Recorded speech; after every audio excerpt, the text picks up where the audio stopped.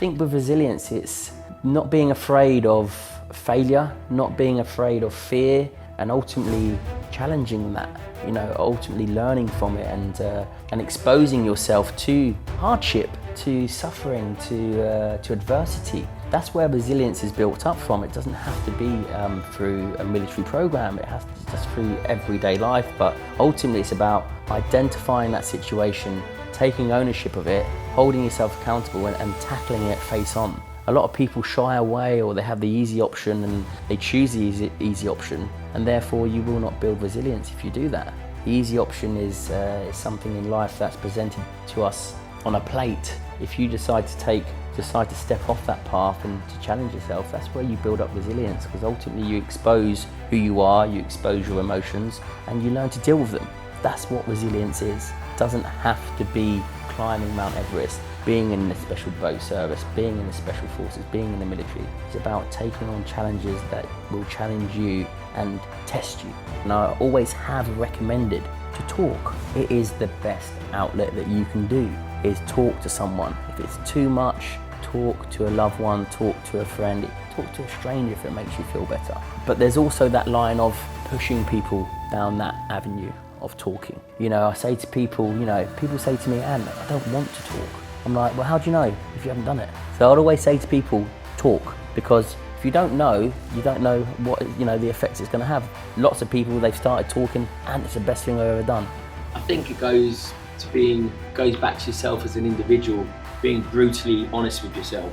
When you're brutally honest with yourself, it allows you to be brutally honest with other people. And what I mean by brutally honest with yourself is we've all got flaws, right? We've all got weaknesses.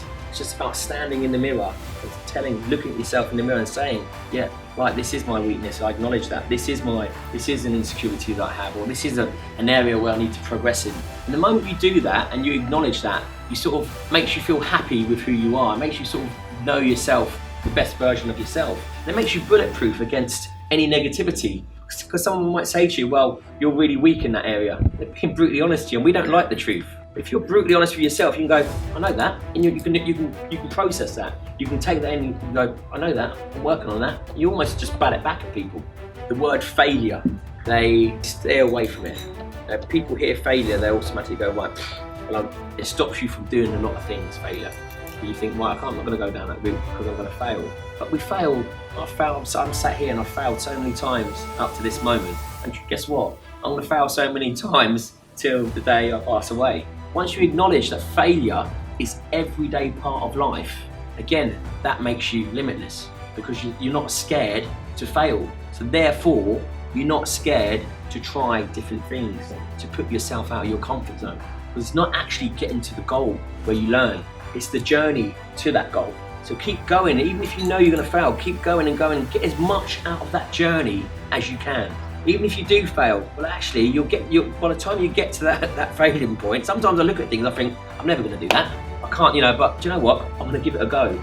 I learned so much from getting to that point, even though I know that, boom, I've hit that brick wall. Well, actually, look what I've gathered along the way. I've gathered so much tools to make my way around that wall, or maybe to come back and take a different route. And that's what it does. To have that positive, you've got to not be scared of failure. Just accept that failure is everyday part of life. And once you do that, you will get out of your comfort zone and you will try things. It's like with kids nowadays.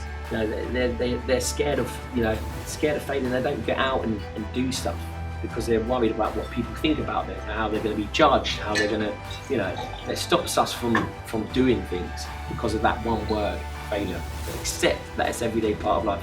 And again, you're going to fail. That's life. You are going to fail. If you embrace it and you flip that into a positive and you use that to your advantage, it will again get you out of your comfort zone and it will make you limitless. I'm teaching my day camps. My day camps is primarily about pushing people to their physical limits, but education as well, and education about mindset, about failure, coming back from failure, about harnessing fear, about taking charge of what's yours, and that's your mind. Ultimately, mental resilience, emotional resilience is down to us. And I think in society, it lacks in society nowadays, especially in our younger generation and in adults as well. We let people and situations define us in life, and ultimately we should define ourselves. We should take charge and ownership of who we are. And I can remember thinking the situation is telling me I'm not getting off this mountain and telling me that I'm dead. But I can remember just taking a step back, looking at myself and saying the situation is telling you that you're dead, but you are still very much alive. Take charge of yourself, take charge of your mind, and get off this mountain. The difference between ordinary and extraordinary is often just that little word extra. And the work I'm going to now ask you to do is not going to be ordinary. It's going to be extraordinary. But what's going to make the difference is when not 1 ounce of you thinks you can. You're the people who over this last year have shown me you can turn around and give me that little bit extra. And it's that's going to make your work here extraordinary.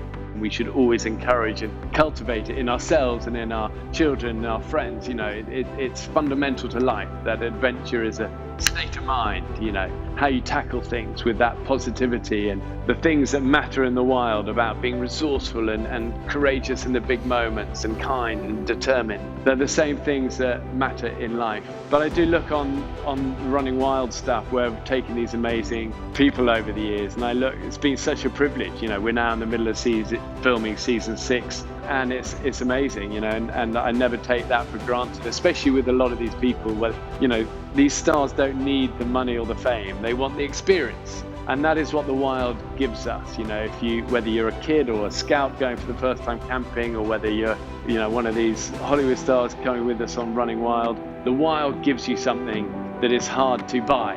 You know, you can't kind of Botox your way to the pride and confidence that, you know, the wild gives you. There's no shortcut there. You got to earn it. You got to face your fears head on and smile through the tough times. But that sense of pride and confidence is magical. Storms don't last forever, and you got to keep going. Hold the hands of those you love and keep moving forward. Resilience and never give up spirit is everything.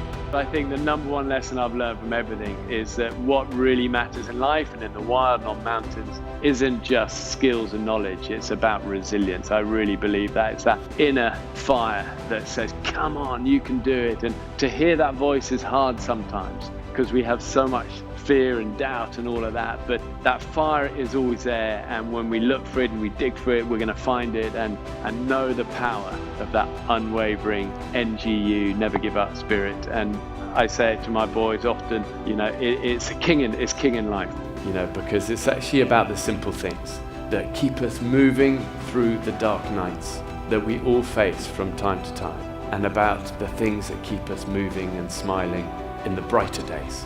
So remember, you are made amazing. Stand tall, NGU, never give up.